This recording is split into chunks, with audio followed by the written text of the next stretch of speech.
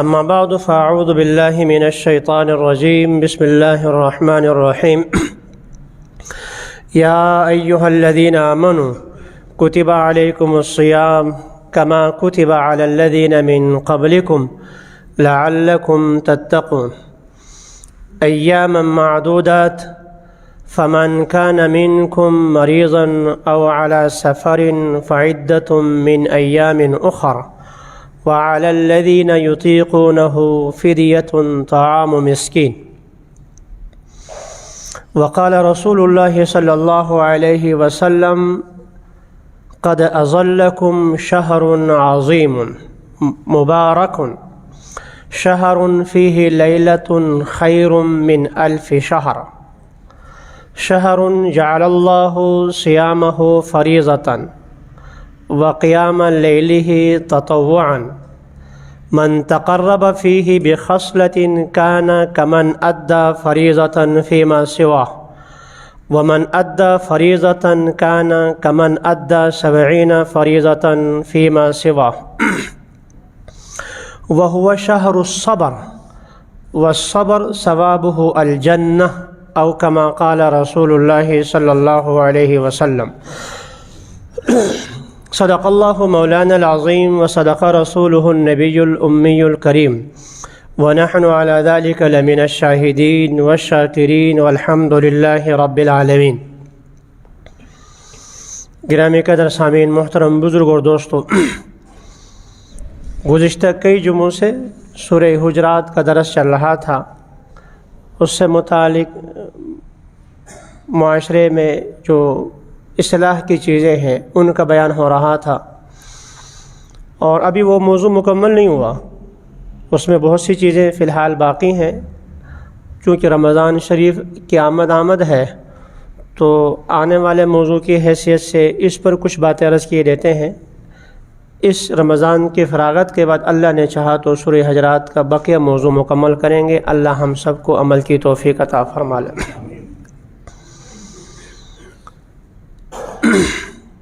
رمضان شریف کتنا بابرکت مہینہ ہے، کتنا بابرکت مہینہ ہے، اس کا اندازہ صرف 2 باتیں پہلے عرض کے دیتا ہوں تمہید سے، پھر وہ حدیث جو پڑھی ہے وہ اور آیت جو ہے اس کا مختصر سا یہ خلاصہ بیان کروں گا. آپ صلی اللہ علیہ وسلم رمضان کی تیاری 2 مہینے پہلے سے کرتے تھے. رمضان سے پہلے شعبان کا مہینہ، اس سے پہلے رجب کا مہینہ. رجب کا مہینہ داخل ہوتے ہی جو دعا میں اور آپ کے لیے مسنون قرار دی گئی ہے وہ کیا ہے؟ اللہم بارک لنا فی رجب و شعبان و بلغنا رمضان. یا اللہ ہمارے رجب کے مہینے میں اور شعبان کے مہینے میں برکت عطا فرما. اللہم بارک لنا فی رجب و شعبان وبلغنا رمضان، اور ہمیں اتنی زندگی عطا فرما کہ ہم رمضان تک زندگی سلامتی کے ساتھ عافیت کے ساتھ زندہ رہیں. رسول کرم صلی اللہ علیہ وسلم صحابہ کرام ہوں، وہ تو سال بھر عبادت میں رہتے تھے. رات میں اگر اللہ کے سامنے سجدے میں ہیں تو عبادت ہے، دل کو تلوار لے کر کفار کے سامنے ہے تو عبادت. حضور صلی اللہ علیہ وسلم کی 24 گھنٹے کی زندگی عبادت ہے. 24 گھنٹے کی زندگی مکمل عبادت. حضرت صلی اللہ علیہ وسلم کے نقش قدم پر چل کر اگر ہم زندگی گزاریں تو میں اور آپ کی 24 گھنٹے کی زندگی بھی عبادت. چاہے ہم قضاء حاجت کے لیے چلے جائیں، چاہے ہم بیت اللہ کے لیے حج عمرے کے لیے چلے جائیں، چاہے ہم ملازمت کے لیے چلے جائیں، چاہے ہم گھر میں آرام کر رہے ہوں، بچوں کے ساتھ ہنسی مذاق کر رہے ہوں، اگر رسول اکرم صلی اللہ علیہ وسلم کی سنت کے مطابق ہے، طریقے کے مطابق ہے، ہماری خوشی عبادت، ہماری غمی عبادت، ہمارا سونا عبادت، ہمارا جاگنا عبادت. اس سب کچھ کے باوجود آپ صلی اللہ علیہ وسلم 2 مہینے پہلے سے دعا مانگ رہے ہیں. صحابہ کرام 2 مہینے پہلے سے تیاری کر رہے ہیں. کچھ تو ہے آخر جس کے لیے رسول اکرم صلی اللہ علیہ وسلم پہلے سے تیاری فرما رہے ہیں. اور دوسری بات، ایک حدیث میں حضرت صلی اللہ علیہ وسلم نے ارشاد فرمایا، اگر رمضان کے فضائل، رمضان کے برکات، اس میں جو اللہ تعالیٰ کی رحمت بارش کی طرح برستی ہے، اس کا یقین حاصل ہو جائے تو امت تمنا کرے گی کاش رمضان کے علاوہ جو 11 مہینے ہیں وہ بھی روزے کہوں اور پورا سال ہم روزے رکھیں۔ مہینہ روزہ رکھنا کتنا مشکل ہو جاتا۔ اور پھر عرب کی گرمی، آپ حضرات عمرہ حج کے لیے اللہ تعالیٰ نے توفیق دی ہے، اللہ تعالیٰ سب کو توفیق نصیب فرما لے۔ یا بہت سے حضرات جو ہے وہاں ویسے بھی کام کے لیے گئے ہیں، انہیں پتہ ہے کہ عرب کی کتنی گرمی ہے، اور اس گرمی کے باوجود حضور فرما رہے ہیں کہ رمضان کے فضائل کا علم ہو جائے۔ جیسے آپ کو پتہ ہے کہ جہاں جن کو انسان گرمیوں میں دودھ والے، کلفی والے سخت تپتی دھوپ میں اسکول کے سامنے جا کر اپنی ریڑھی کھڑی کر دیتے ہیں شربت بیچنے کے لیے، ان کو دھوپ سردی گرمی کیا نہیں لگتی؟ یقیناً لگتی ہے۔ سردیوں میں چھلیاں بیچنے کے لیے جاتے ہیں، مونگ پھلی لے کے جاتے ہیں، گرمیوں میں جو وہ، تو انہیں پتہ ہے کہ اس وقت یہاں سے بچے نکلیں گے، اسکول کالج کی چھٹی ہو گئی، یہاں یہ کچھ بنے گا، تو انہیں دھوپ گرمی سردی کا احساس ہونے کے باوجود وہ سب کچھ جو ہے وہ ہلکا ہو جاتا ہے، کیونکہ آگے نتیجہ نظر آ رہا ہے۔ تو رسول اکرم صلی اللہ علیہ وسلم ارشاد فرما رہے ہیں اگر رمضان کے فضائل کا ادراک ہو جائے تو یہ امت تمنا کرے یہ کاش 11 مہینے بھی روزہ ہو جائے، پورا سال ہم روزہ رکھیں۔ کچھ تو تھی۔ رسول اکرم صلی اللہ علیہ وسلم سفر میں ہیں، جہاد کے سفر میں، اور آپ کے علم میں ہے سفر میں تو روزہ رکھنا جائز ہے اور روزہ چھوڑنا بھی جائز ہے، دونوں جائز ہے۔ تو باوجود حضرت صلی اللہ علیہ وسلم کی اجازت دینے کے صحابہ کرام نے روزہ رکھا، آخر میں حضور صلی اللہ علیہ وسلم کو سختی کرنی پڑی۔ یہ حالت یہاں تک پہنچ گئی، ایک غزوے میں آخر میں صحابہ کرام کو پیاس لگی، بھوک پیاس میں جہاں جا کر اترے سواریاں باندھنے کی نوبت نہیں آئی، جو روزے دار تھے وہ ایسے ہی دھڑام سے گر گئے، اور جو روزے جنہوں نے نہیں رکھا تھا انہوں نے ان کے سواریوں کو سنبھالا، تو آپ نے سختی سے تنبیہ فرمائی اولئک العصاۃ، یہ نافرمان ہے، ایسا مت کرو، روزہ توڑ دیا کرو، روزہ نہ رکھو۔ تو اس سب کچھ کے باوجود، تکلیف کے باوجود صحابہ کرام روزہ رکھتے تھے رمضان میں، سخت گرمی میں، سفر میں، تو اس وجہ سے کہ انہیں اس کا یقین حاصل تھا۔ تو حضرت صلی اللہ علیہ وسلم اس کے علاوہ چوتھی چیز، رمضان شریف کے آخر میں سلمان فارسی رضی اللہ تعالیٰ عنہ کی روایت ہے، شعبان کا بالکل آخری اور رمضان سے پہلے آپ نے ہمیں جمع فرما کر، جیسے بڑا مہمان آ جائے تو پہلے سے اس کی باقاعدہ جو ہے وہ ترتیب ہوتا ہے۔ اب 23 مارچ کو ہمارے فوجی پریڈ ہوگا، کب سے آپ کا جو ہے سلسلہ چل لگا رہا، فوجی وہاں بیٹھے ہوئے ہیں اور روزانہ مارچ ہو رہا ہے، اور جہاز یہاں سے گھوم رہے ہیں کہ وہ سب کیا ہے 23 مارچ کو جا کر سلامی دینی۔ تو رمضان کا مہینہ حضرت صلی اللہ علیہ وسلم جمع کر رہے ہیں صحابہ کرام کو، اور سب کے سامنے خطاب فرما رہے ہیں ان قد اظلکم شہر عظیم، ایک مبارک بہت بڑا مہینہ آ رہا ہے، بہت بڑا سایہ فگن اظلکم، ایک بہت انتہائی مبارک بابرکت مہینہ آیا چاہتا ہے۔ اور وہ مہینہ کیسا ہے؟ فرمایا کہ شہر فیہ، میں مختصر کر رہا ہوں کہ پہلے مختصر اس حدیث کا خلاصہ، پھر رمضان کی تیاری ہم کیسے کریں، وہ رمضان کے برکات ہم کیسے حاصل کر سکتے ہیں، کہ میں شاید یہ 2 چیزیں بیان کر سکوں گا۔ فرمایا کہ شہر، یہ مہینہ ایسا ہے کہ فیہ لیلۃ، اس میں ایک رات ایسی ہے کہ وہ خیر من الف شہر، 1000 مہینوں سے بہتر ہے، جس کو لیلۃ القدر کہتے ہیں۔ اللہ نے چاہا تو لیلۃ القدر سے متعلق تفصیلی بات کسی اور جمعے میں، اللہ ہم سب کو لیلۃ القدر کی برکات نصیب فرما لے۔ کچھ ہونٹ بالکل خاموش ہے، آمین کہو، کیا پتہ زندگی میں ایک دفعہ بھی اگر یہ قبول ہو گیا نا، ایک دفعہ بھی قبول، بس بیڑا پار ہو گیا۔ اللہ کے ہاں بڑے بڑے اعمال نہیں چاہیے ہوتے، بڑے بڑے، شیطان نے جتنی عبادت کی ہے اتنا کوئی کر سکتا ہے؟ بھئی شیطان نے جتنی عبادت کی ہے اور جہاں کی ہے اتنا کوئی کر سکتا ہے؟ لیکن راندے درگاہ ہو گیا۔ اور ایسے حضرات موجود ہیں، ایسے حضرات جن کا عمل بہت تھوڑا، اسی ممبر سے ایک نہیں 10 واقعات ایسے۔ خیبر کا موقع ہے، ایک بدو، بہت مختصر بات، بدو چرواہا آیا حضور کی خدمت میں، لمبا واقعہ ہے بہت مختصر کر کے، کہ آپ کس دعوت کو لے کر یہاں پہنچے ہیں؟ حضور صلی اللہ علیہ وسلم نے دعوت دے دی، کہ میں اللہ کا رسول ہوں فلاں یہ بتایا، تو اگر میں مسلمان ہو جاؤں آپ ہمارے بھائی، ہم سینے سے آپ مجھے سینے سے لگائیں گے، میں کالا کلوٹا، میں بدو، میں غلام؟ فرمایا جی ہاں ہمارے بھائی ہوں۔ کلمہ پڑھا، میرے لیے کیا حکم ہے؟ یہ بکریاں تمہاری ہے، یہ تمہاری ذاتی نہیں ہے، تم چرواہے ہو، اپنے مالک کو بکریاں حوالے کر کے آؤ، پہلے حوالے کر کے آتا ہے۔ اب کیا حکم ہے؟ اس وقت نہ روزہ ہے، نہ حج ہے، نہ زکوٰۃ ہے، نہ نماز کا وقت ہے، باہر میدان کارزار گرم ہے، بس اسی میں جانا ہے۔ وہ جا کر لڑے۔ بعد میں جب مسلمانوں نے اپنے زخمیوں اور شہیدوں کو جمع کرنا شروع کیا تو یا رسول اللہ ایک صاحب ہے، ہم اس کو نہیں جانتے، ہمارے شہداء میں سے ایک صاحب ایسے ہیں جو وہاں مرے پڑے ہیں اور ہم نہیں جانتے، ہم میں سے کوئی نہیں جانتا کون ہے، مجھے لے کے جاؤ۔ آپ نے جا کر دیکھا اور مسکرا دیے، تم نہیں جانتے، وہ جانتا ہے۔ عمل بہت تھوڑا کیا، رتبہ بہت بلند پایا۔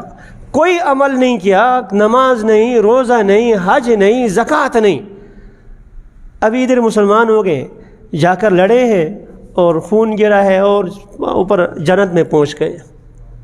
اس لیے اللہ کے ہاں بڑے بڑے اعمال نے چھوٹے چھوٹے کسی موقع پر سبحان اللہ، الحمدللہ، اللہ اکبر، اللہ نے قبول فرما لیا، بیڑا پار ہو گیا۔ اس لیے کسی کی حضور نے فرمایا کہ رمضان میں عمرہ حج کے برابر ہے، اور ایک حدیث میں تو اگلا جملہ اس سے اور شاندار سا ہے، عمرۃ فی رمضان تعدل حجۃ معی، رمضان میں عمرہ کرنا میں محمد کے ساتھ صلی اللہ علیہ وسلم حج کرنے کے برابر ہے۔ تو یہاں حدیث میں فرمایا کہ رمضان میں نفلی عبادت غیر رمضان میں فرض کے برابر ہے، اور رمضان میں ایک فرض ادا کرنا غیر رمضان میں 70 فرض ادا کرنے کے برابر ہے۔ آگے رسول اکرم صلی اللہ علیہ وسلم نے ارشاد فرمایا کہ وَهُوَ شَهْرُ الصَّبْرِ، یہ مہینہ صبر کا ہے، بھوک بھی لگے گی، پیاس بھی لگتی ہے، اور اس کے باوجود گھر میں چلا گیا، بڑا مشکل ہے، ملازمت سے آیا ہے، 6 گھنٹے 8 گھنٹے ڈیوٹی کر کے مزدوری کر کے گھر پہنچا ہے، اور فریج میں ٹھنڈا پانی ہے، کوئی ایک بھی دیکھنے والا موجود سوائے اس کے نہیں ہے، لیکن پھر بھی یہ ٹھنڈا پانی نہیں پیتا۔ وہ جا کر نہاتا ضرور ہے گرمی کم کرنے کے لیے، پیاس بجھانے کے لیے، لیکن فریج کا پڑا ہوا پانی وہ نہیں پیتا، صبر کر رہا ہے۔ تو اس صبر پر کیا ملتا ہے؟ الصبر ثوابہ الجنہ، اس صبر کا ثواب پھر جنت ہی تو ہے۔ یہ اس حدیث کے 2-3 الفاظ، آگے لمبی روایت ہے۔ اب اس کے مقابلے میں ہمیں دیکھنا چاہیے ہم کیا کرتے، کیا ہم رمضان میں اس کا اہتمام کرتے ہیں؟ رسول کرم صلی اللہ علیہ وسلم جس طرح اہتمام فرماتے تھے، سب سے پہلے فرمایا رسول کرم صلی اللہ علیہ وسلم یہ بہت مبارک مہینہ ہے، بابرکت مہینہ ہے، عظیم مہینہ ہے، اور اس عظمت کا تقاضا یہ کہ پہلے سے ہم تیاری کریں۔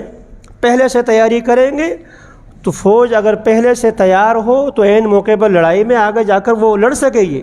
اگر پہلے سے تیاری نہیں ہے، اب ادھر سے جو ہے دشمن حملہ کر رہا ہے، اب یہاں سے جو ہے وہ فوجی مشقیں ہو رہی، یہ چیزیں نہیں ہوتی، اس وقت تو جا کر حملہ کرنے والی بات ہوتی۔ تو رمضان آنے سے پہلے پہلے ہم نے رمضان کی تیاری کرنی ہے۔ رسول کرم صلی اللہ علیہ وسلم نے جو صحابہ کرام کو خطبہ دیا یہ اسی لیے تھا۔ اب استقبال رمضان، کسی کے استقبال کے لیے مختلف طریقے ہوتے ہیں، فلاں کا صدر آ رہا ہے، فلاں ملک کا فلاں آ رہا ہے، تو ملکی سطح پر اس کے استقبال کے طریقے اور ہوتے ہیں۔ کسی مدرسے میں شیخ الحدیث صاحب تشریف لاتے ہیں بخاری شریف کی آخری حدیث پڑھانے کے لیے، تو اس کے استقبال کا طریقہ کوئی اور ہوتا ہے، طریقے ہیں۔ چھوٹا بچہ گھر میں پیدا ہو گیا، اس کا استقبال کا طریقہ عقیقے کی صورت میں فلاں جو حدیث میں طریقے بتائیں۔ مسجد میں آتے ہیں تحیۃ المسجد پڑھتے ہیں، بیت اللہ چلے جاتے ہیں وہاں آپ طواف کرتے ہیں، بیت اللہ میں وہاں تحیہ طواف ہے، مسجد میں آئے تو تحیۃ الوضو ہے، تو صلاۃ ہے، تحیۃ المسجد ہے، وضو کرتے ہیں تو تحیۃ الوضو ہے، اور کسی مسلمان سے ملتے ہیں تو السلام علیکم ہے، یہ طریقے۔ تو رمضان کا استقبال کیا ہے؟ تو رمضان کا استقبال یہ ہے کہ آنے سے پہلے سب سے پہلے ہم توبہ استغفار کر کے اپنے آپ کو صاف ستھرا کرتے ہیں۔ حج کے لیے جاتے ہیں، عمرے کے لیے جاتے کیا کرتے ہیں؟ نہاتے ہیں، دھوتے ہیں، صاف ستھرا ہو کر یہ لباس اتار کر دوسرا سفید لباس پہنتے ہیں، تاکہ وہ مکے کے مشرک بھی ایسا کرتے تھے نا، وہ بالکل ننگے دڑنگے کرتے تھے کہ وہ کہتے تھے جن کپڑوں میں ہم نے گناہ کیا ہم اس میں طواف کیسے کریں گے، جن کپڑوں میں ہم نے جو ہے گناہ کیا ہم اس میں حج کیسے کریں گے۔ تو وہ ان کی سوچ اگرچہ نیت ٹھیک تھی، یعنی وہ لیکن طریقہ ان کا غلط تھا۔ تو رمضان کا استقبال کا پہلا طریقہ یہ ہے کہ رمضان آنے سے پہلے ہم استغفار کر لیں، توبہ استغفار، دوسروں کے جو حقوق ہیں حقوق العباد ادا کر لیں، قرضے کسی کو دینے وہ ادا کر لے۔ اور ہمارے ہاں تو یہ ہے کہ قرضے کسی کو لے، بلکہ قرضے کیا ظلم زیادتی کر کے پیسے لیتے ہیں، وہ آگے سے بیچارے محنتیں کرتا ہے چکر کے بچکر، اور یہ صاحب جو ہے رمضان میں عمرے پہ جا کر بیت اللہ کا چکر لگا رہا ہے۔ جس مسلمان کو تو چکر دے رہا ہے تو بیت اللہ کے چکر سے یہ چکر ختم نہیں ہوتے۔ حقوق العباد پہلے ہے، ان کو ادائیگی کر، لہذا رمضان آنے سے پہلے حقوق العباد سے فراغت حاصل کر، جس کو دینا ہے دیں۔ اگر کسی سے قرضہ لیا ہے اور ادائیگی میں ابھی مشکل پیش آ رہی ہے، جا کر منت سماجت کر لے کہ میں نے آپ کو دینا تھا مجھے معاف کر لے، میں جلد سے جلد جس طرح ممکن ہو آپ کا قرض ادا کرنے کی کوشش کروں گا، پہلا کام۔ دوسرا یہ ہے رمضان کے مسائل سیکھ۔ کتنے لوگ آ کر ہمیں بعد میں کہتے ہیں کہ میں شروع میں روزے رکھے میں نے، اس وقت مجھے مسائل کا نہیں معلوم تھا، میں ہلکا پھلکا سا تھوڑا سا سگریٹ کا چونکہ نشہ تھا میں تھوڑا سا کر لیا کرتا تھا، تھوڑا سا گھونٹ پانی، بابا تھوڑا سا گھونٹ پانی پی لے یا پورا جگ بھر کا پی لے، روزہ تو ٹوٹ گیا رکھنے کے بعد۔ اور روزہ رکھنے کے بعد روزہ توڑ دے، چاہے مسئلے کا علم ہو یا نہ ہو، کفارہ واجب ہوتا ہے۔ تو جہاں ہم اور چیزوں سے جو ہے بالکل غافل ہیں، تو رمضان کے مسائل، رمضان میں تو رات کے جو تراویح ہے، دن کو روزہ ہے، ان کے مسائل ہم سیکھیں۔ اور آپ کے علم میں اللہ کا شکر ہے ہر مسجد میں اور ہمارے ہاں ہر محلے میں افراد موجود ہیں جو مسائل بتانے والے ہیں اور مفت میں بتاتے ہیں، کوئی فیس آپ سے نہیں لیتے، آ کے پوچھ لیں مسئلے آپ کو بتا دیں گے۔ تو دوسرا کام یہ ہے رمضان کے تراویح کے مسائل سیکھیں عمل کی نیت سے۔ تیسرا کام تقوی کی زندگی، چونکہ رمضان کا اللہ تعالیٰ فرمایا کہ لعلکم تتقون، تقوی حاصل ہو جائے۔ تو تقوی پرہیزگاری، گناہوں سے بچنا، تو پہلے ہی سے رمضان سے پہلے ہی سے یہ شروع کر دیں۔ جیسے رسول اکرم صلی اللہ علیہ وسلم نے بچوں کے بارے میں فرمایا کہ 7 سال کی عمر ہو جائے تو نماز پڑھنے کا حکم دے دو، 10 سال کی عمر میں نماز نہ پڑھے تو ہلکا پھلکا اس کو مار پٹائی بھی کر لو۔ نہ 7 سال کی عمر میں نماز فرض ہے، نہ 10 سال کی عمر میں نماز فرض ہے۔ یہ اس لیے تاکہ نماز فرض ہونے سے پہلے وہ نماز کا ایسا خوگر بن جائے، عادی بن جائے کہ بعد میں نماز چھوڑنے سے اس کو وہی حالت ہو جائے جیسے بھوک پیاس کے حالت میں کھانا چھوڑنا ممکن نہیں ہوتا۔ تو رمضان سے پہلے ہی ہم گناہوں کو چھوڑ دیں، تقوی کی زندگی کی طرف آ جائیں، تقوی کی طرف۔ یہ تیسرا کام ہو گیا۔ چوتھا کام آپ صلہ رحمی، رسول اکرم صلی اللہ علیہ وسلم نے بہت تاکید فرمائی ہے۔ ٹائم بہت مختصر ہے، میں ہر ایک سے متعلق احادیث نہیں پڑھ رہا، آیتیں نہیں پڑھ رہا، صرف وہ کام یہ کرنا یہ بتا رہا ہوں۔ جو تمہارا رشتہ توڑ دے تم اس سے جو ہے وہ رشتہ جوڑ دیا کرو، صلہ رحمی۔ اور آپ کے لیے میں شادی بیاہ میں جو دشمنیاں بھی ہوتی ہیں، ایک کے گھر جاتے ہیں، اس کو منانے کی کوشش کرتے ہیں، بچہ ہے اس کی شادی ہے، ہماری خوشی میں آپ شریک ہو جائیں، چلو جو ہو گیا۔ تو یہ چیزیں ہم شادی بیاہ میں کرتے ہیں، صلہ رحمی اچھی بات ہے، کرنی چاہیے۔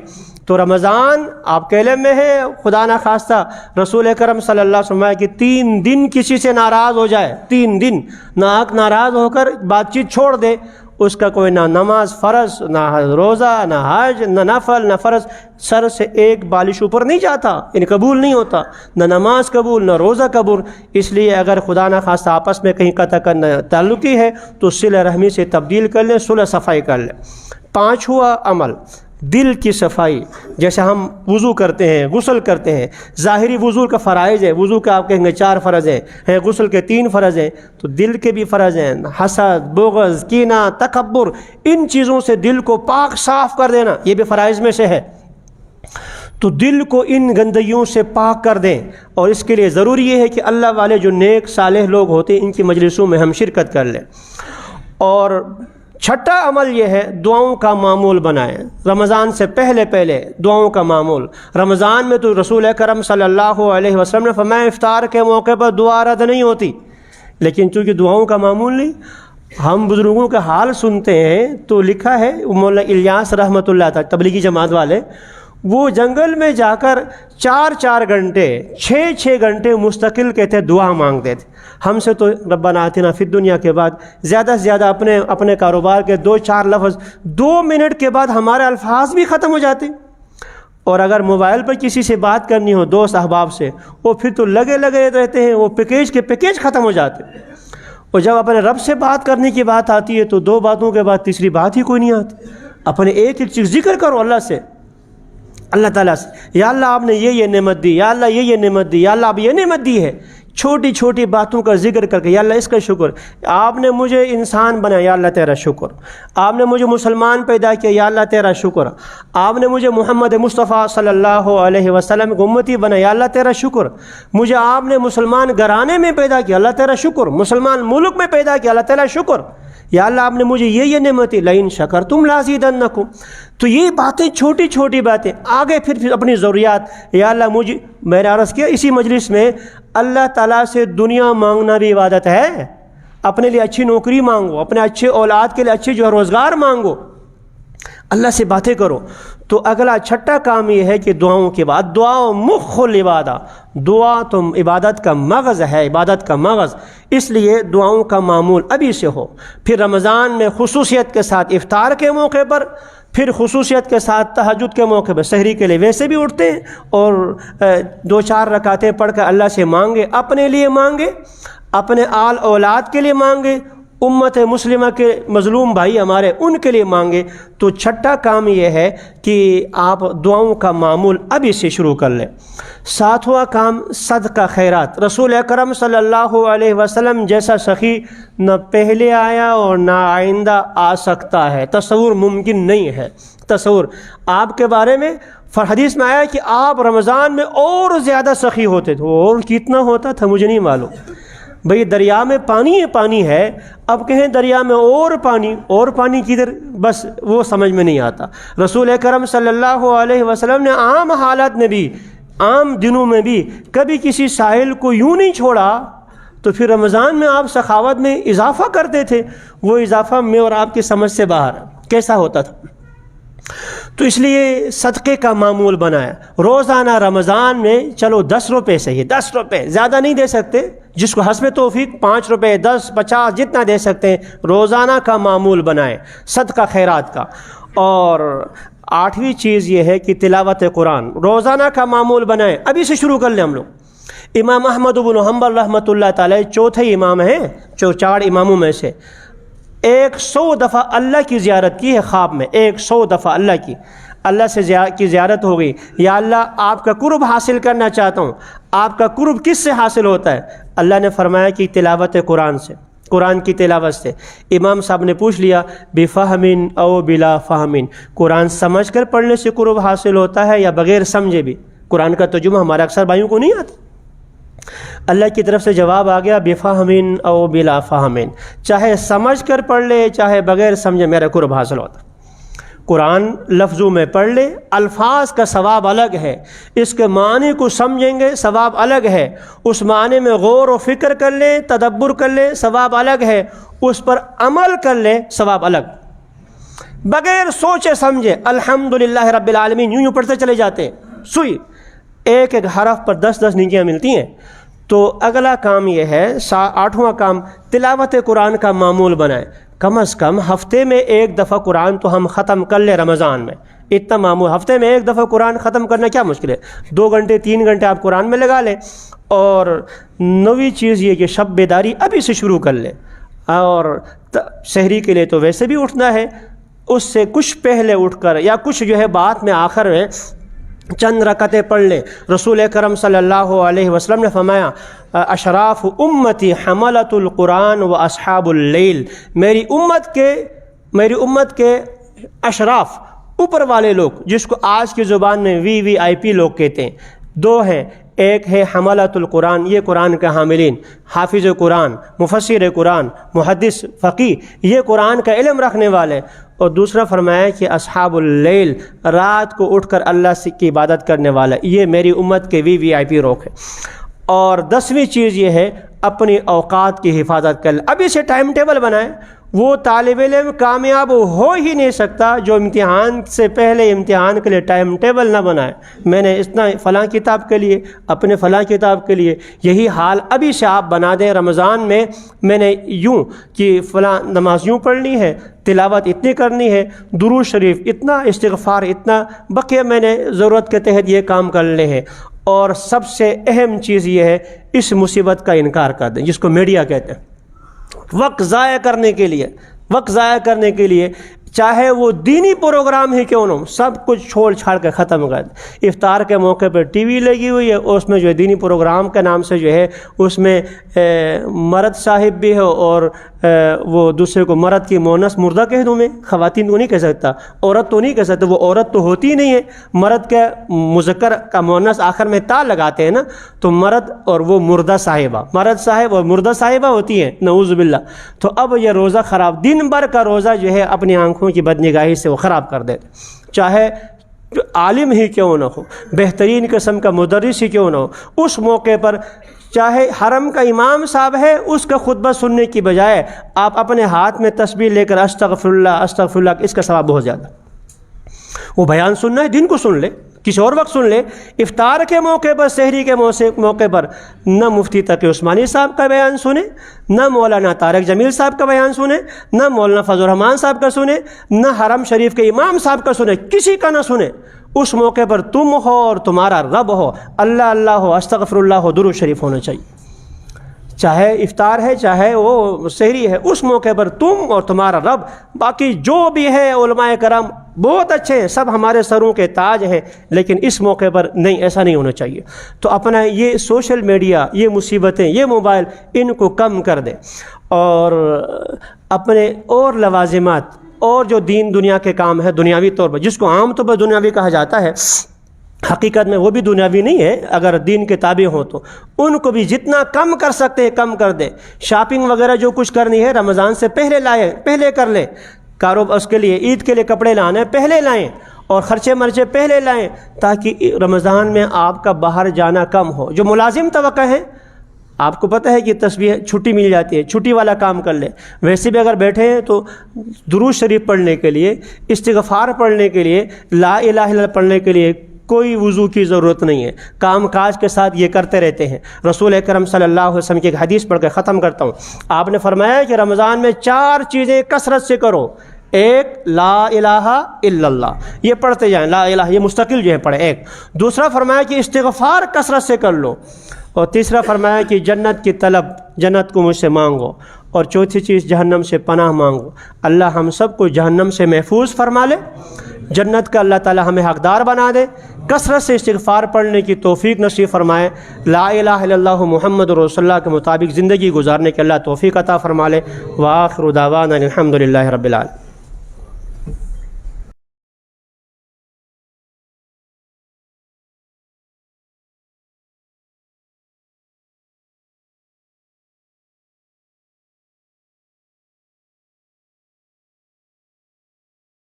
ونشهد أن سيدنا ومولانا محمدا عبده ورسوله أرسله الله تعالى إلى كافة للناس بشيرا ونذيرا وداعيا إلى الله بإذنه وسراجا منيرا.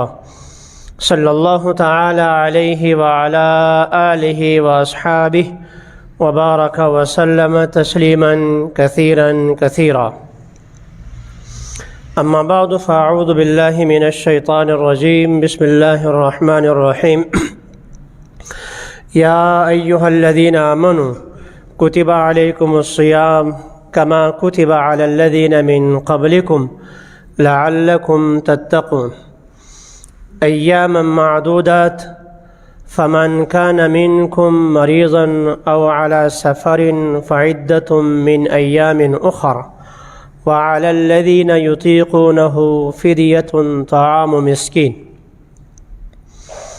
وقال رسول الله صلى الله عليه وسلم قد أظلكم شهر عظيم مبارك شهر فيه ليلة خير من 1000 شهر شهر جعل الله صيامه فريضة وقيام ليله تطوعا من تقرب فيه بخصلة كان كمن أدى فريضة فيما سواه ومن أدى فريضة كان كمن أدى 70 فريضة فيما سواه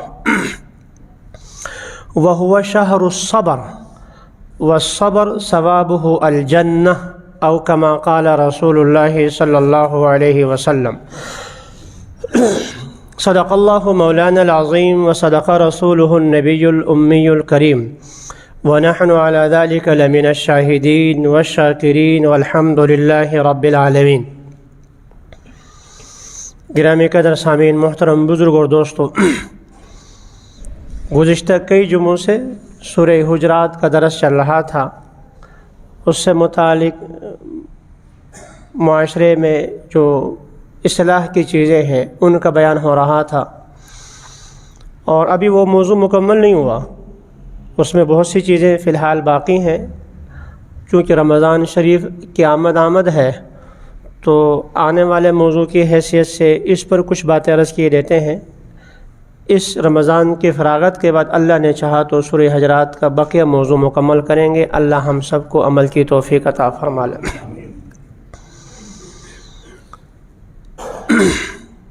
رمضان شریف کتنا بابرکت مہینہ ہے، کتنا بابرکت مہینہ ہے، اس کا اندازہ صرف دو باتیں پہلے عرض کے دیتا ہوں تمہید سے، پھر وہ حدیث جو پڑھی ہے وہ اور آیت جو ہے اس کا مختصر سا یہ خلاصہ بیان کروں گا. آپ صلی اللہ علیہ وسلم رمضان کی تیاری 2 مہینے پہلے سے کرتے تھے. رمضان سے پہلے شعبان کا مہینہ، اس سے پہلے رجب کا مہینہ. رجب کا مہینہ داخل ہوتے ہی جو دعا میں اور آپ کے لیے مسنون قرار دی گئی ہے وہ کیا ہے؟ اللہم بارک لنا فی رجب و شعبان و بلغنا رمضان. یا اللہ ہمارے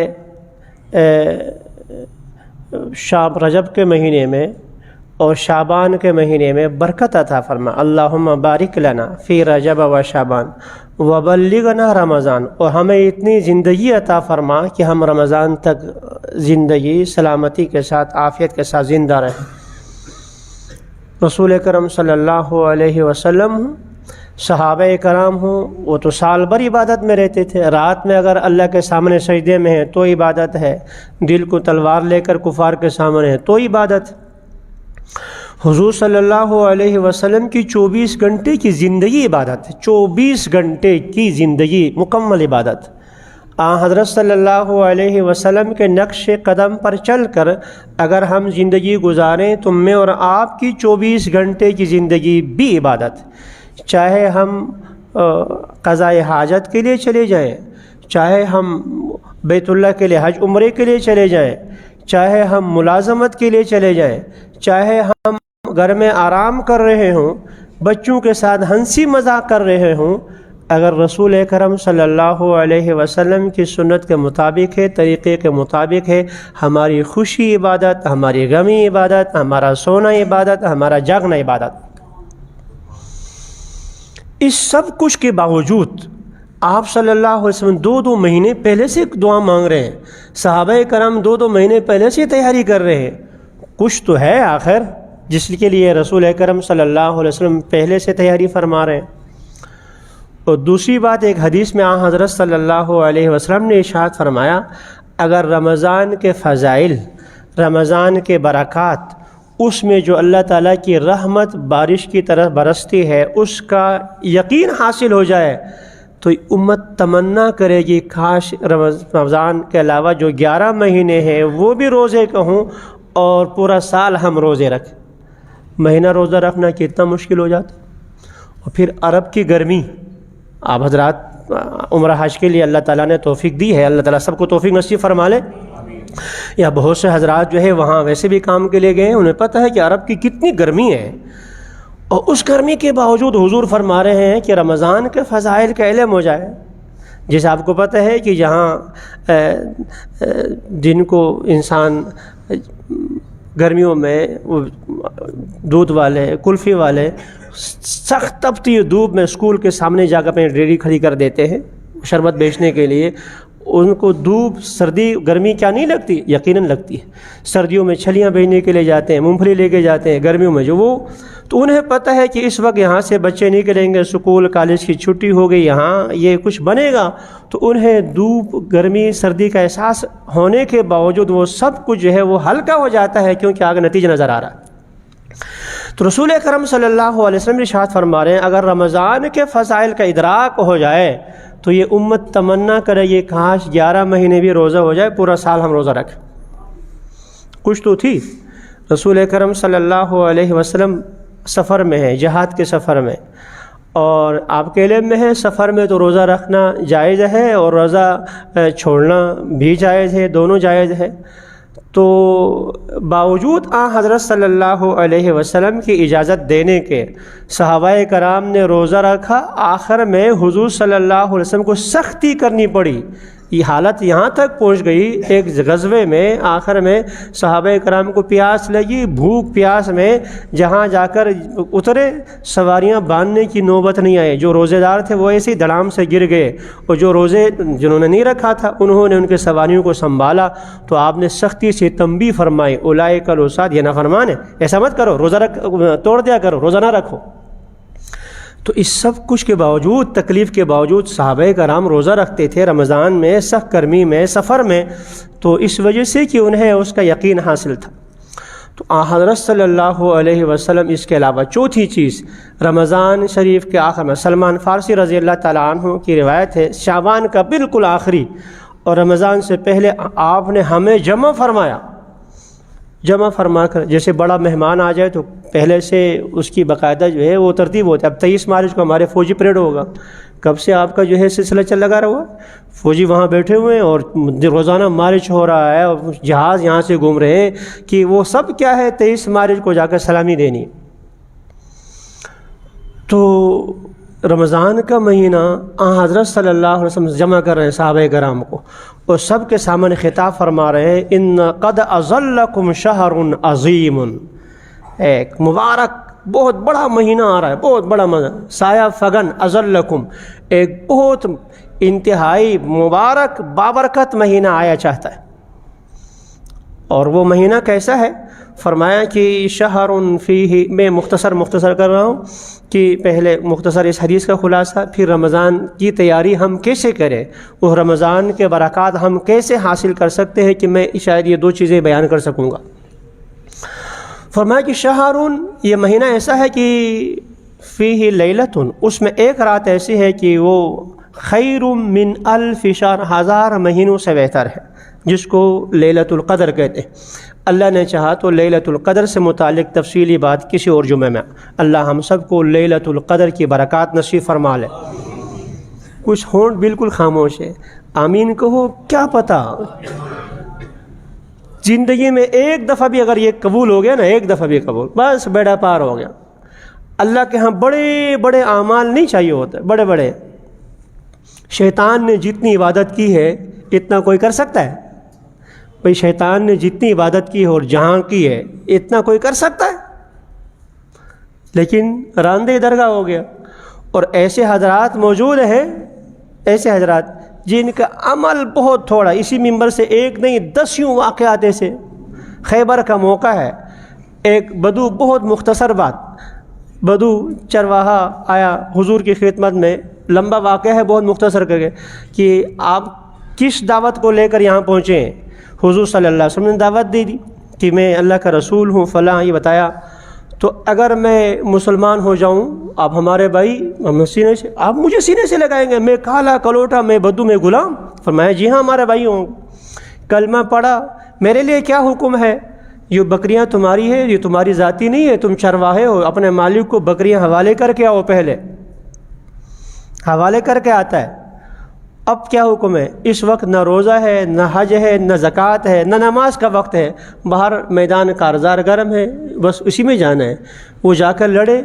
بعد میں جب مسلمانوں نے اپنے زخمیوں اور شہیدوں کو جمع کرنا شروع کیا تو یا رسول اللہ، ایک صاحب ہے، ہم اس کو نہیں جانتے، ہمارے شہداء میں سے ایک صاحب ایسے ہیں جو وہاں مرے پڑے ہیں اور ہم نہیں جانتے، ہم میں سے کوئی نہیں جانتا، کون ہے؟ مجھے لے کے جاؤ۔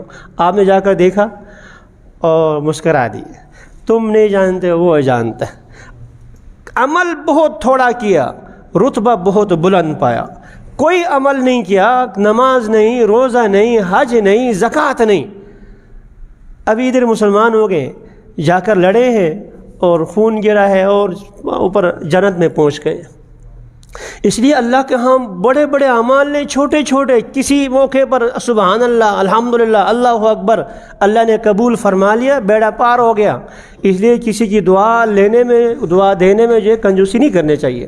تو رسول اکرم صلی اللہ علیہ وسلم نے فرمایا کہ یہ ایک رات ایسی ہے انتہائی بابرکت ہے، لیلۃ القدر۔ اور آگے فرمایا صلی اللہ علیہ وسلم نے من تقرب فیہ، جو اس رمضان میں نفلی عبادت کرتا ہے تو یہ ایسا ہے کہ جیسے غیر رمضان میں فرض ادا کر لے۔ رمضان میں نفلی عبادت اور غیر رمضان میں فرض کے برابر ہے۔ حضرت صلی اللہ علیہ وسلم کی ایک حدیث آپ نے فرمایا کہ عمرۃ فی رمضان تعدل حجۃ، رمضان میں عمرہ کرنا حج کے برابر ہے۔ کہاں عمرہ اور کہاں حج، لیکن رمضان کی برکت کی وجہ سے حضور نے فرمایا کہ رمضان میں عمرہ حج کے برابر ہے۔ اور ایک حدیث میں تو اگلا جملہ اس سے اور شاندار سا ہے، عمرۃ فی رمضان تعدل حجۃ معی، رمضان میں عمرہ کرنا میں محمد کے ساتھ صلی اللہ علیہ وسلم حج کرنے کے برابر ہے۔ تو یہاں حدیث میں فرمایا کہ رمضان میں نفلی عبادت غیر رمضان میں فرض کے برابر ہے، اور رمضان میں ایک فرض ادا کرنا غیر رمضان میں 70 فرض ادا کرنے کے برابر ہے۔ آگے رسول اکرم صلی اللہ علیہ وسلم نے ارشاد فرمایا کہ وَهُوَ شَهْرُ الصَّبْرِ، یہ مہینہ صبر کا ہے۔ بھوک بھی لگے گی، پیاس بھی لگتی ہے، اور اس کے باوجود گھر میں چلا گیا، بڑا مشکل ہے، ملازمت سے آیا ہے، 6 گھنٹے 8 گھنٹے ڈیوٹی کر کے مزدوری کر کے گھر پہنچا ہے، اور فریج میں ٹھنڈا پانی کوئی ایک بھی دیکھنے والا موجود سوائے اس کے نہیں ہے، لیکن پھر بھی یہ ٹھنڈا پانی نہیں پیتا۔ وہ جا کر نہاتا ضرور ہے گرمی کم کرنے کے لیے، پیاس بجھانے کے لیے، لیکن فریج کا پڑا ہوا پانی وہ نہیں پیتا، صبر کر رہا ہے۔ تو اس صبر پر کیا ملتا ہے؟ الصبر ثوابہ الجنہ، اس صبر کا ثواب پھر جنت ہی تو ہے۔ یہ اس حدیث کے 2-3 الفاظ، آگے لمبی روایت ہے۔ اب اس کے مقابلے میں ہمیں دیکھنا چاہیے ہم کیا کرتے ہیں۔ کیا ہم رمضان میں اس کا اہتمام کرتے ہیں؟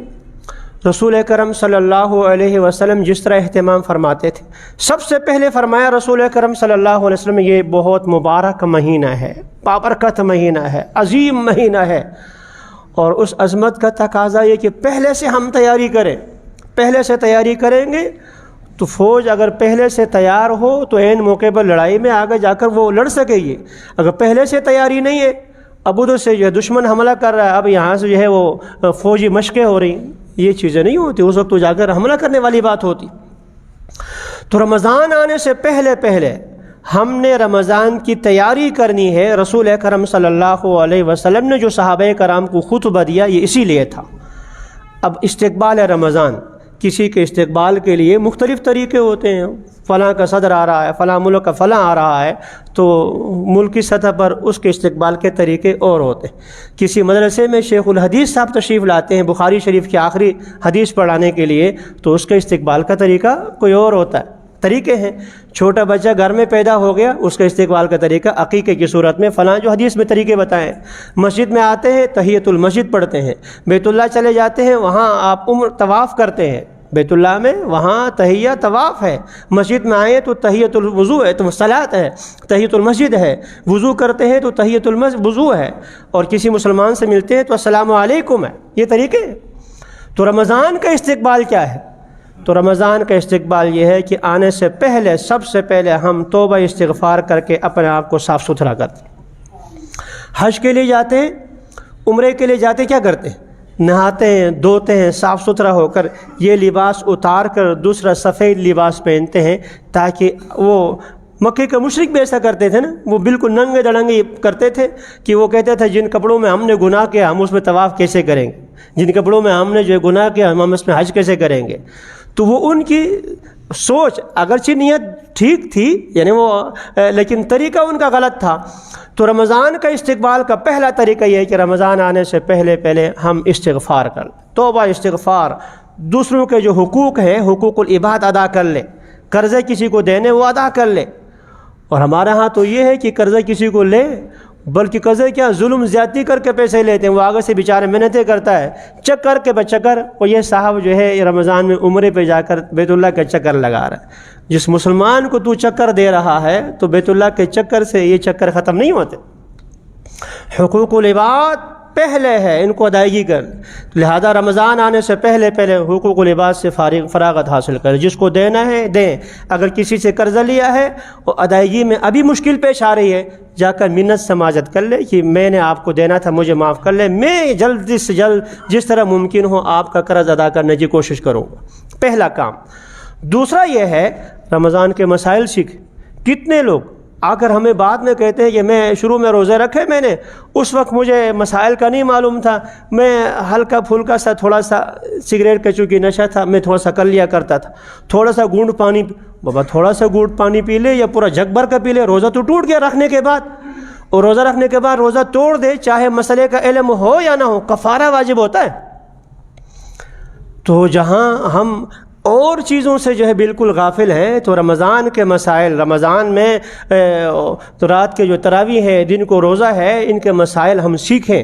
اور آپ کے علم میں اللہ کا شکر ہے ہر مسجد میں اور ہمارے ہاں ہر محلے میں افراد موجود ہیں جو مسائل بتانے والے ہیں اور مفت میں بتاتے ہیں, کوئی فیس آپ سے نہیں لیتے. آ کے پوچھ لیں, مسئلے آپ کو بتا دیں گے. تو دوسرا کام یہ ہے رمضان کے تراویح کے مسائل سیکھیں عمل کی نیت سے. تیسرا کام تقوی کی زندگی. چونکہ رمضان کا اللہ تعالیٰ فرمایا کہ لعلکم تتقون, تقوی حاصل ہو جائے. تو تقوی پرہیزگاری, گناہوں سے بچنا, تو پہلے ہی سے رمضان سے پہلے ہی سے یہ شروع کر دیں. جیسے رسول کرم صلی اللہ علیہ وسلم نے بچوں کے بارے میں فرمایا کہ 7 سال کی عمر ہو جائے تو نماز پڑھنے کا حکم دے دو. 10 سال کی عمر میں نماز نہ پڑھے تو ہلکا پھلکا اس کو مار پٹائی بھی کر لو. نہ 7 سال کی عمر میں نماز فرض ہے, نہ 10 سال کی عمر میں نماز فرض ہے. یہ اس لیے تاکہ نماز فرض ہونے سے پہلے وہ نماز کا ایسا خوگر بن جائے, عادی بن جائے کہ بعد میں نماز چھوڑنے سے اس کو وہی حالت ہو جائے جیسے بھوک پیاس کی حالت میں کھانا چھوڑنا ممکن نہیں ہوتا. تو رمضان سے پہلے ہی ہم گناہوں کو چھوڑ دیں, تقوی کی زندگی کی طرف آ جائیں, تقوی کی طرف. یہ تیسرا کام ہو گیا. چوتھا کام آپ صلہ رحمی. رسول اکرم صلی اللہ علیہ وسلم نے بہت تاکید فرمائی. ٹائم بہت مختصر ہے, میں ہر ایک سے متعلق احادیث نہیں پڑھ رہا, آیتیں نہیں پڑھ رہا, صرف وہ کام یہ کرنا یہ بتا رہا ہوں. جو تمہارا رشتہ توڑ دے تم اس سے جو ہے وہ رشتہ جوڑ دیا کرو. صلہ رحمی. اور آپ کے لیے میں شادی بیاہ میں جو دشمنیاں بھی ہوتی ہیں, ایک کے گھر جاتے ہیں, اس کو منانے کی کوشش کرتے ہیں, بچہ ہے اس کی شادی ہے, ہماری خوشی میں آپ شریک ہو جائیں, چلو جو ہو گیا. تو یہ چیزیں ہم شادی بیاہ میں کرتے ہیں. صلہ رحمی اچھی بات ہے, کرنی چاہیے. تو رمضان آپ کے علم میں ہے, خدا نہ خواستہ رسول اکرم صلی اللہ علیہ وسلم کہ 3 دن کسی سے ناراض ہو جائے, 3 دن ناراض ہو کر بات چیت چھوڑ دے, اس کا کوئی نہ نماز فرض, نہ روزہ, نہ حج, نہ نفل, نہ فرض, سر سے ایک بالش اوپر نہیں جاتا, ان قبول نہیں ہوتا. نہ نماز قبول, نہ روزہ قبول. اس لیے اگر خدا نہ خواستہ آپس میں کہیں قطع کرنا تعلقی ہے تو صلہ رحمی سے تبدیل کر لیں, صلح صفائی کر لیں. 5واں عمل دل کی صفائی.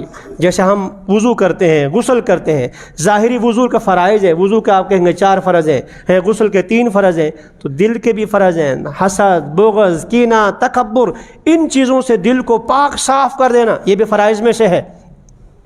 تو دل کو ان گندگیوں سے پاک کر دیں.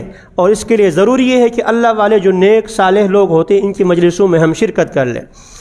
اور 6واں عمل یہ ہے دعاؤں کا معمول بنائیں. رمضان سے پہلے دعاؤں کا معمول. رمضان میں تو رسول اکرم صلی اللہ علیہ وسلم نے فرمایا افطار کے موقع پر دعا رد نہیں ہوتی, لیکن چونکہ دعاؤں کا معمول نہیں, ہم بزرگوں کا حال سنتے ہیں تو لکھا ہے مولانا الیاس رحمۃ اللہ تعالی تبلیغی جماعت والے, وہ جنگل میں جا کر 4 گھنٹے 6 گھنٹے مستقل کہتے دعا مانگتے تھے.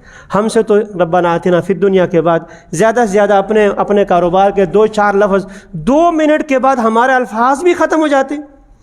اور اگر موبائل پر کسی سے بات کرنی ہو دوست احباب سے، وہ پھر تو لگے رہتے ہیں، وہ پیکیج کے پیکیج ختم ہو جاتے ہیں، اور جب اپنے رب سے بات کرنے کی بات آتی ہے تو 2 باتوں کے بعد تیسری بات ہی کوئی نہیں آتی۔ اپنے ایک چیز ذکر کرو اللہ سے، اللہ تعالیٰ سے، یا اللہ آپ نے یہ نعمت دی، یا اللہ یہ نعمت دی، یا اللہ آپ یہ نعمت دی ہے، چھوٹی چھوٹی باتوں کا ذکر کر کے، یا اللہ اس کا شکر، آپ نے مجھے انسان بنایا، یا اللہ تیرا شکر، آپ نے مجھے مسلمان پیدا کیا، یا اللہ تیرا شکر، آپ نے مجھے محمد مصطفیٰ صلی اللہ علیہ وسلم کی امتی بنایا، یا اللہ تیرا شکر، مجھے آپ نے مسلمان گھرانے میں پیدا کیا، اللہ تیرا شکر، مسلمان ملک میں پیدا کیا، اللہ تیرا شکر، یا اللہ آپ نے مجھے یہ نعمت، لئن شکرتم لازیدنکم۔ تو یہ باتیں چھوٹی چھوٹی باتیں، آگے پھر اپنی ضروریات، یا اللہ مجھے، میں نے عرض کیا اسی مجلس میں، اللہ تعالیٰ سے دنیا مانگنا بھی عبادت ہے، اپنے لیے اچھی نوکری مانگو، اپنے اچھے اولاد کے لیے اچھے جو روزگار مانگو، اللہ سے باتیں کرو۔ تو اگلا چھٹا کام یہ ہے کہ دعاؤں کے بعد، دعا مخ العبادہ، دعا تو عبادت کا مغز ہے، عبادت کا مغز، اس لیے دعاؤں کا معمول ابھی سے ہو۔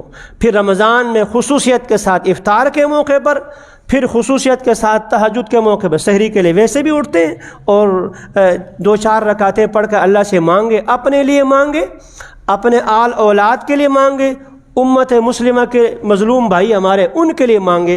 تو چھٹا کام یہ ہے کہ آپ دعاؤں کا معمول ابھی سے شروع کر لیں۔ 7واں کام صدقہ خیرات۔ رسول اکرم صلی اللہ علیہ وسلم جیسا سخی نہ پہلے آیا اور نہ آئندہ آ سکتا ہے، تصور ممکن نہیں ہے۔ تصور آپ کے بارے میں حدیث میں آیا کہ آپ رمضان میں اور زیادہ سخی ہوتے تھے، اور کتنا ہوتا تھا مجھے نہیں معلوم۔ بھئی دریا میں پانی ہے، اب کہیں دریا میں اور پانی کدھر، بس وہ سمجھ میں نہیں آتا۔ رسول اکرم صلی اللہ علیہ وسلم نے عام حالات میں بھی، عام دنوں میں بھی کبھی کسی ساحل کو یوں نہیں چھوڑا، تو پھر رمضان میں آپ سخاوت میں اضافہ کرتے تھے۔ وہ اضافہ میں اور آپ کی سمجھ سے باہر کیسا ہوتا تھا؟ تو اس لیے صدقے کا معمول بنایا۔ روزانہ رمضان میں چلو 10 روپے سے ہی، 10 روپے زیادہ نہیں دے سکتے، جس کو حسب توفیق 5 روپے 10 50 جتنا دے سکتے ہیں، روزانہ کا معمول بنائیں صدقہ خیرات کا۔